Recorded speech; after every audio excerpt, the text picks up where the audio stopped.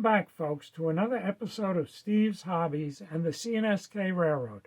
My name is Steve, and I will be your host for tonight. Tonight's episode is entitled The End of the Line, but it doesn't mean the end of the railroad. It only means that this will be the final episode in the series dedicated to the expansion and renovation of a 20-year-old layout. The reason for tonight's episode is, a few weeks ago, the channel reached 800 subscribers, and I thought it only fitting that I should offer my faithful followers a complete tour of the layout. With that said, let's start our tour in the rear corner of the layout. This is where the power supplies for the layout and the control panel are located. Directly behind the control panel is what it used to be a small yard, and a few of the original Cobra model kit structures, along with the two-stall engine house and an American Flyer water tank, were located here. This area was never really finished, and when I decided to add to the yard, with the continuing of the track out the rear of the engine house, a plan started to take shape, and a complete redesign of the yard, or warehouse district, was born. This area was changed into a warehouse district, and the engine house was relocated further down the line and has become the focal point of the new FourTrack Yard. The new warehouse district, consisting of two of the Cobra structures from the original yard, to which lights and other details have been added, and 3 additional warehouses.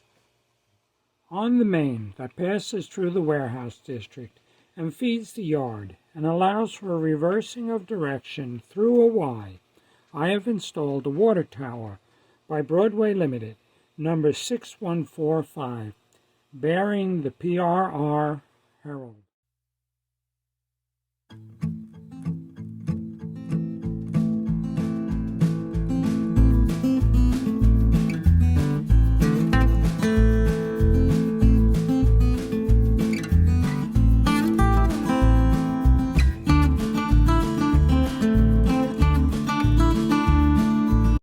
The first warehouse was a complete build of a kit by Brennan's Model Railroading Products, called the Sankey Wanky Coffee Company, which is part of the Frank Ellison Tribute Series, and let me say, it was an absolute blast to build.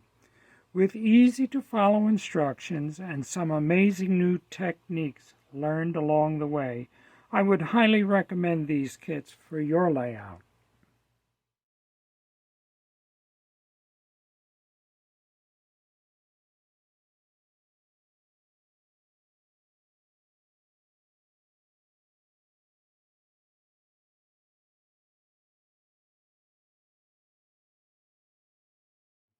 The other two being the Morrison Door Factory by Woodland Scenics, situated in such a way, giving a view of opposite sides of the structure, along with streets and streetlights, and the help of Nick of PGH, Train Fanatics, for the building flats, which help add additional industry and depth to the warehouse district.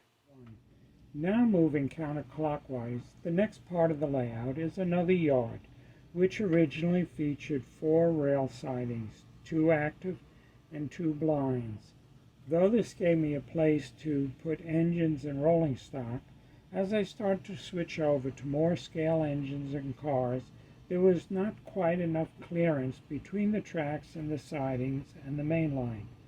With a few collisions, I found that I had to remove some of the cars so that scale cars on the main line would not collide with cars in the siding.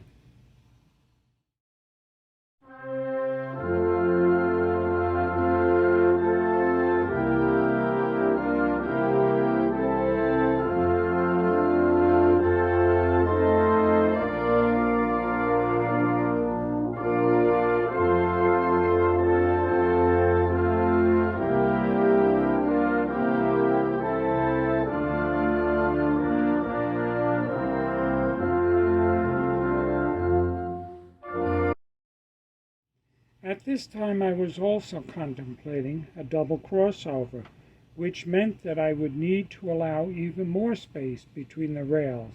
So I decided to remove the blind sidings and redo the yard with concrete pads, lights installed, and sand drying house quarter model kits number 305. This also was a fun and easy build and adds so much more detail to this yard, along with additional sanding towers and fueling for diesel engines. This yard has become a great location for photos, adding so much more interest and opportunity to do freight operations between the main lines and the warehouse district. Moving further counterclockwise, we come to the farm scene, and on the outer corners of the table, the old American Flyer water tank, number 596, and the Lionel, number 494, rotating beacon, sit. I needed to include these on my adult layout because they were a part of my childhood layout. These fields around the farm here all show hay bales for the farmer's use and for his cows. We have an apple orchard and corn in the fields. Still traveling in the same direction, we come to two old Lionel operating pieces, one being a log loader, number 164, also known as the lumber shed, and the other Lionel's coal elevator, number 97. These two pay tribute to the fact that when I was growing up on Long Island, my father had a repair shop, and I can remember going out to the farms to service the equipment, as well as servicing all the equipment at the local lumber yard. Coal was important for heating and operations, and so much of it was used on the island. Both pieces were on my childhood layout, and both were my brother's. I knew as I started my adult layout, I needed to find copies to take their places and to relive my childhood memories. Still traveling in the same direction, we come to the J Tower, which pays tribute to many visits to Strasburg Railroad, first with my parents, and then in later years with my wife and our nephews. This area also features a small park, pretty much like what you would find in many of the small towns on Long Island.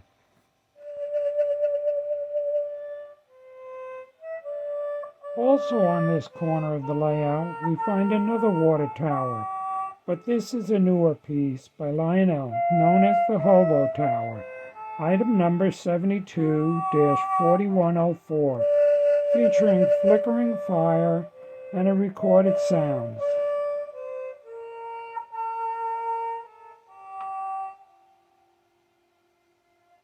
Next, we come to the fake newsstand, which I substituted for the older Lionel newsstand, which was relocated to my pre/post-war layout. Still traveling further, we come to the operating freight station, 2323, followed by the animated freight and passenger stations, number 71-2791 and 71-28-18. Also, we have the Rico train station and Grizzly Flats, along with assorted passenger platforms, including the MTH operating platform. The MTH operating platform, which is at the end of the trolley line on this side of town, where passengers can transfer to the main lines heading in or out of town. Once again, this brings back memories of what used to be at so many of the rail stops on Long Island. In the center of the layout, we have a small town with an inn and some typical homes you would find on Long Island back in the late 50s and early 60s. We also have the MTH gas station, again paying tribute to my father's auto repair shop, and the MTH firehouse, with the typical summer fair in progress, featuring Lionel's operating Ferris wheel and Lionel's operating carousel. Also, Mel's Diner by MTH. And the diner has girls on roller skates delivering food to the customers, bringing back more memories of growing up on Long Island back in the 50s and early 60s. Also in the center of the layout is a logging route at the base of the mountain, which features a waterfall behind a trestle bridge, with the water flowing down behind the inn and under the two bridges.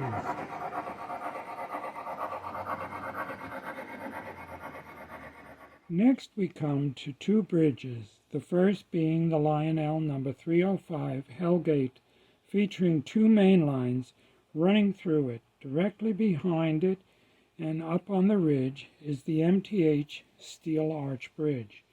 When Lionel announced that they were going to produce this, I knew I had to get one and include it on my layout. After all, it is a part of the railroad legacy, living here in New York.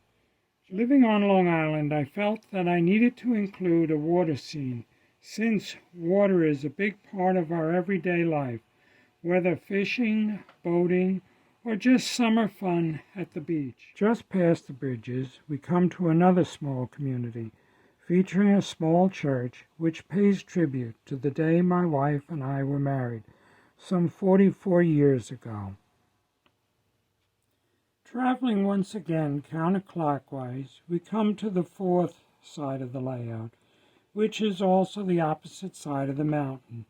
And this is what you first view when you are coming down to the train room. Originally, this was set up as a coal field, but this scene just never seemed to fit and was never really finished. The two main lines went through an open tunnel, which was left that way because of problems with derailing trains on my previous layout. As I said, this is the first view of the layout and did not do anything to invite you, my visitor, to come in and take a closer look. I have redesigned this area to represent a small upstate town and welcome you to kick back and enjoy a journey back in time to when steam was the major motive power on the rails.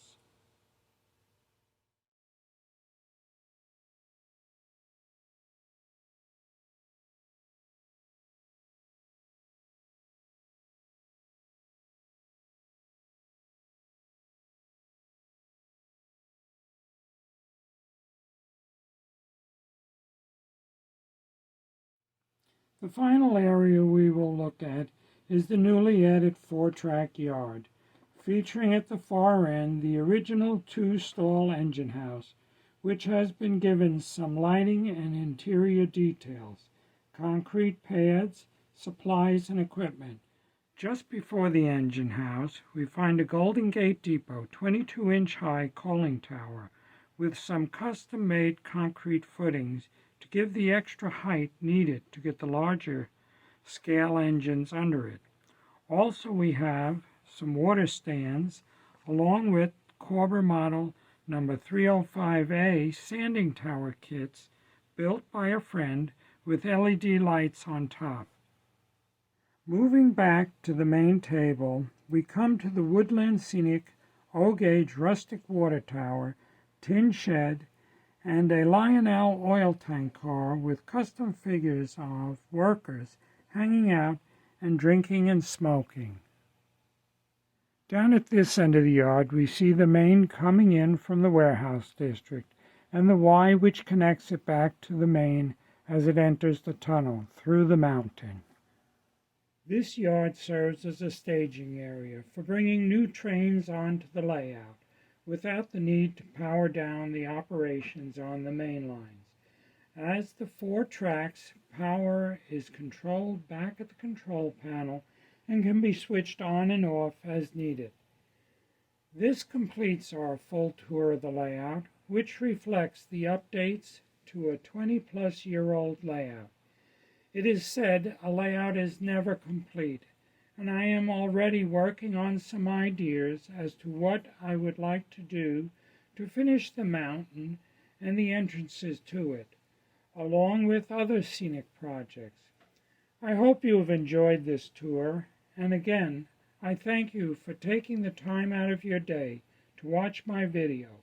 If you would like to see more, please drop me a comment and let me know what suggestions you have.